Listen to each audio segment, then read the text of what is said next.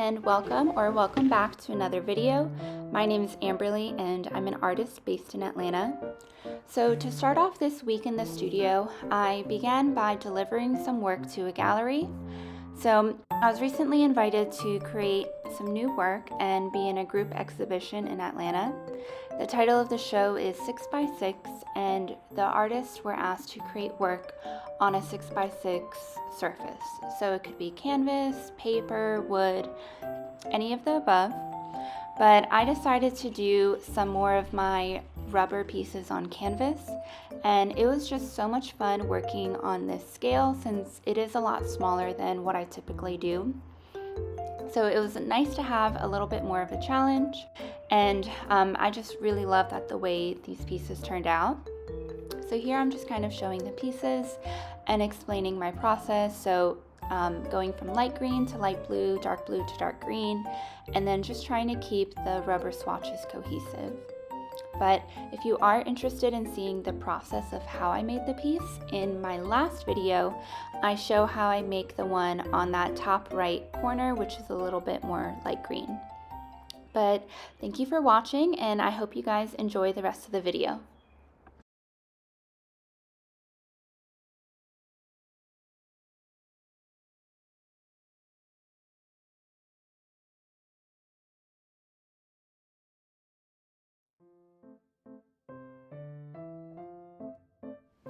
Hi, today is Sunday. It's actually Easter Sunday, and I just got back home from spending some time with my family, which was a really nice break from all this stuff that I've been doing. Now that I am back, I am ready to get started again, and before I started, I thought I would show some of the things that I've been working on. I think the last time that I really recorded was on Tuesday, whenever I delivered some work to the gallery.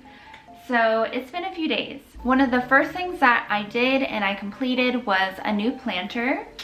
This is him. He's a little bit bigger than I usually end up doing. I just love all of the different blues and then all of the different textures that you can see on it.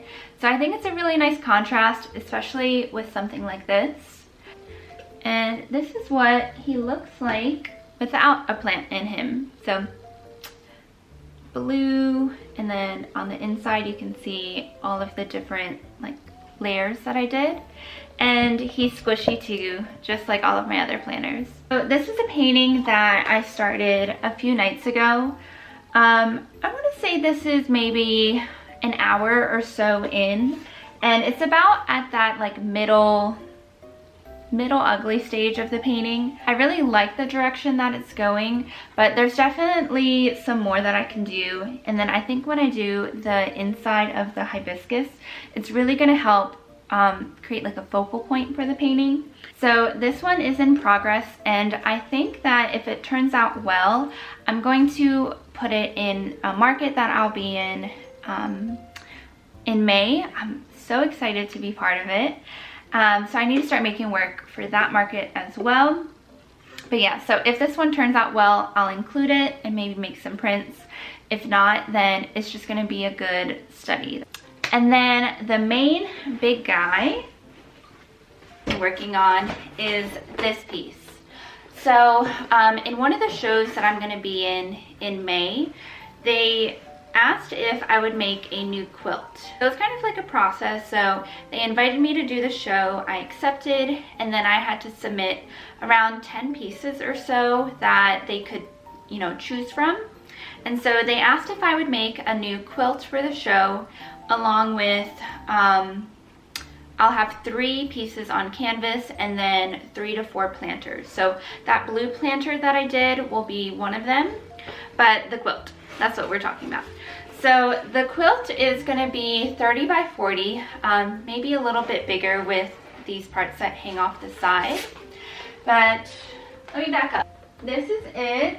It's definitely smaller than the ones that I've done before, but it's vertical. So I think it's a fun new format. So I've already started on it, but the back, I had to wait for the back. So my friend Vanessa, her mom does alterations, and she helped me with the last quilt that I did, kind of adding on this sleeve, if you can see. On the back of the quilt, there is a sleeve. It stretches along kind of like the middle top of the quilt, and there's a wood insert that I can put in. Let me show so it actually makes sense. This guy.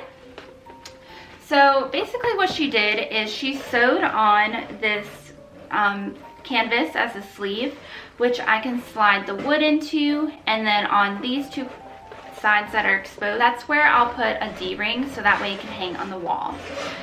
So what will happen is it ends up hanging from the wood pieces like this. So I have that finished, and I've made this progress on it so far. So tonight I'm gonna be sewing a lot more, and I hope to get a good chunk of this at least assembled, and then that way I can just sew throughout the week.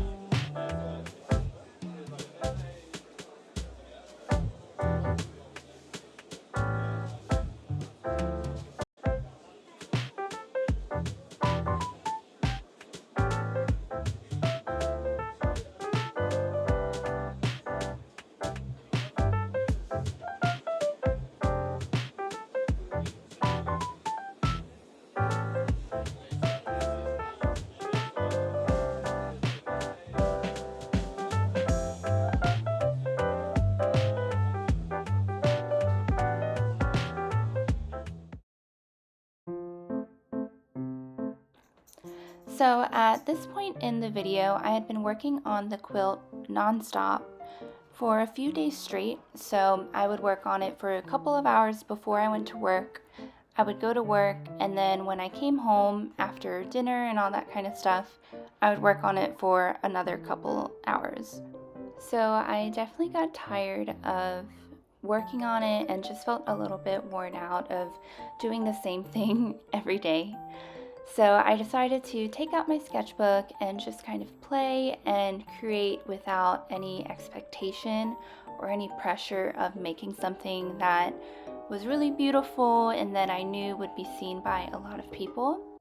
So if you are working on a big project or a long-term project, I definitely recommend taking a break when you start to feel kind of tired of looking at it, and just switching up your media and also creating just for the sake of creating and having fun.